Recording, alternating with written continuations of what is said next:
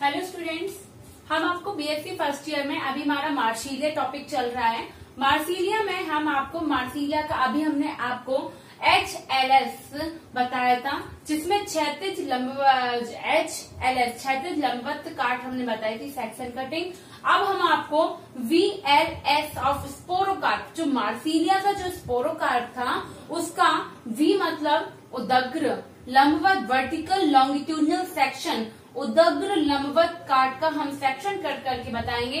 और मैंने यहाँ पे सेक्शन कट का यहाँ पे शो किया है कि जब हम इस तरीके से, जैसे कि ये आपका पूरा स्पोरोकार्प मैंने यहाँ पे बनाया हुआ है, स्पोरोकार्प को जब हम इस तरीके से उदग्र रूप से काटेंगे और थोड़ा सा लॉन्गिट्यूडनल कट भी देना है, तभी देखिए मैंने हाफ पोर्शन यहाँ पे लिया हुआ है, हाफ थोड़ा सा पोर्शन इस साइड से आप किया है। और जब हम कट इसकी कुछ मध्य की ओर, सेंटर से हम मध्य में काटते हैं, मध्य में काटते हुए थोड़ा सा मध्य के परे अगर आप काटते हैं तो ये वर्टिकल लॉन्गिट्यूडनल सेक्शन कहलाता है।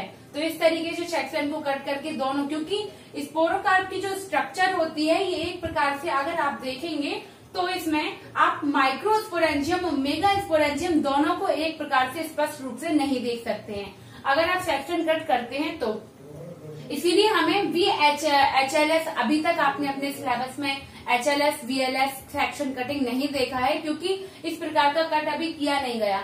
और यहाँ पर माइक्रोस्पोरेंजियम और मेगा स्पोरेंजियम को साथ में देखने के लिए विभिन्न प्रकार के कट किए गए, इसलिए VLS प्रकार का यहाँ पर उदग्र लंबवत काट आपसे क्वेश्चन पूछा जाता है। जिसमें यहाँ पे मैंने उदग्र का डायग्राम बनाया हुआ है, जिसमें चारों ओर आपको पता है कि क्या होता है, लेटरल बंडल्स पाए जाते हैं। ये देखिए लेटरल बंडल भी यहाँ पर उदग्र सेक्शन में स्पष्ट रूप से दिखाई दे रहे हैं। और सोरस भी बने हुए हैं, देखिए सोरस यहाँ पर, ये सोरस बने हुए हैं। सोरस के अंदर यहाँ पर जो इस साइड के पोर्शन में हमने दिखाया, यहाँ पर माइक्रोस्पोरेंजियम लगी हुई है।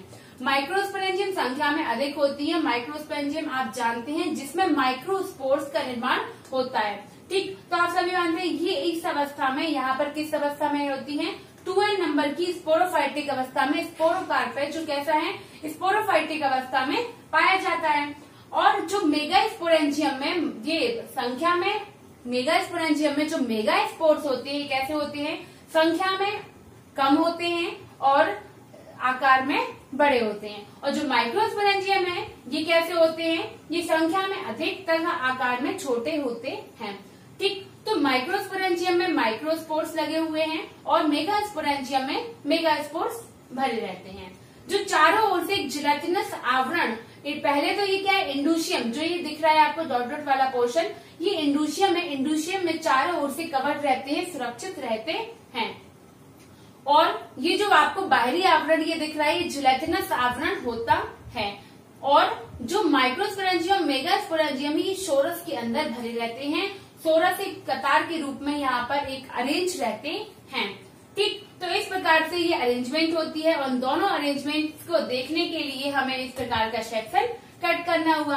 और जब हम इनका सेक्शन कट करते हैं, ये तो हमने आपको बता दिया किस तरीके से ये VLS में किस तरीके से अरेंज रहता है, अरेंजमेंट पाया जाता है। लेकिन जब स्फुटन के समय जो ये जिलेटिनस रिंग होती है, जिलेटिनस रिंग के रूप में जो आवरण होता है, ये जल का अधिक अवशोषण करके कुछ फूल जाती है और नीचे की ओर, हम कह सकते हैं नीचे की ओर एक दरार पट्ट बनने से नीचे की ओर से ये दो फलक में, दो पोर्शन में डिवाइड हो जाती है।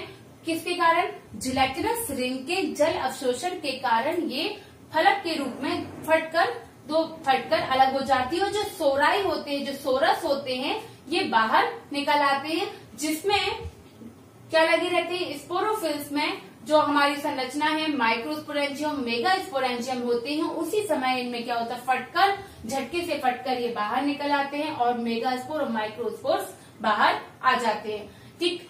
और साथ ही साथ इसमें क्या होता है, जब ये बाहर आ जाते हैं तो क्योंकि इनकी भित्ति कैसी होती है, बहुत हार्ड होती है और जल में कीट पतंग वगैरह कुछ कीट्स होते हैं जो इनको डैमेज कर इनकी भित्ति को फाड़ने में भी थोड़ी बहुत हेल्प करते हैं, ठीक। तो इनकी जो लेयर्स है उनके बारे में आपको क्लियर हुआ कि इनमें 3 आवरण होते हैं और इंड्यूशियम होता है और जिलेटिनस आवरण से ये चारों ओर से ये ब्लैक वाला जिलेटिनस आवरण है, ये इंड्यूशियम आवरण है। आप सोचते हैं ये थोड़ा सा टफ है, लेकिन अगर आप ध्यान से इसको समझेंगे तो कुछ भी टफ नहीं है। सबसे बाहरी आवरण बनाना है उसके बाद कवरिंग के बाद आपको लेटरल बंडल के बाद आपको जिलेटिनस आवरण चारों ओर बनाना है। यहाँ पर आपका ये डॉट डॉट वाला है ये इंडोशियम आवरण है। और ये कौन सा है, ये जो बड़े बड़े आपको शेप में दिख रहे हैं ये आपके सोरस में मेगास्पोर और माइक्रोस्पोर भरे हुए हैं। अगर आप चाहें तो इजीली इसको बना सकते हैं, ड्रॉ कर सकते हैं, और ये आपको इम्पोर्टेंट है और ये जरूर पूछा जाता है। ठीक है, तो आप ये कंप्लीट कर लीजिएगा। और इसको फटने का तरीका भी अगर आपसे स्फुटन पूछा जाए कि स्पोरोफाइट का जो स्पोरोकार्प होता है मार्सिलिया का, इसका स्फुटन कैसे होता है, तो जल के अवशोषण के कारण जल में ये क्या करते हैं, जो जिलेटिनस आवरण अवशोषण के कारण इनमें प्रेशर पड़ता है, ये कुछ फूल जाते हैं और एक दरार के कारण नीचे से फट जाते हैं और सारे स्पोर्स माइक्रोस्पोर मेगास्पोर बाहर आ जाते हैं। और हमने आपको बताया कि कैसे होते हैं, 2n नंबर के होते हैं, लेकिन जब ये बाहर आते हैं उसके पहले इनमें क्या हो जाता है, मियोसिस अर्धसूत्री विभाजन होता है, जिससे ये हैप्लॉइड अवस्था में कन्वर्ट हो जाते हैं और ये n नंबर के स्पोर्स हैं, वो n नंबर के स्पोर्स बाहर निकल आते हैं और प्रजनन में हेल्प करते हैं। ठीक है, आई होप आपको क्लियर होगा। और साथ ही साथ जो स्पोरोकार्प है ये पत्ती के समान, लीफ के समान, कई साइंटिस्टों ने मत दिए कि ये पेट्रोल के समान स्ट्रक्चर है, पेट्रोल का परिवर्तित रूप है या फिर पत्ती का, तो इस तरीके से इनके मत दिए गए हैं। आपको क्लियर है तो आप इसको क्लियर कर सकते हैं और जो भी आपको प्रॉब्लम हो तो आप पूछ लीजिएगा। लेकिन इस तरीके से सेक्शन कट करना है, कोई भी टफ नहीं है। लेकिन डायग्राम देखने में बच्चों को क्या लगता है कि टफ है, लेकिन ये पूछा जाता है तो आप इसको इजीली तैयार कर लीजिए और आप एक बार डायग्राम बना के प्रैक्टिस करेंगे तो आपका क्लियर हो जाएगा। Thank you.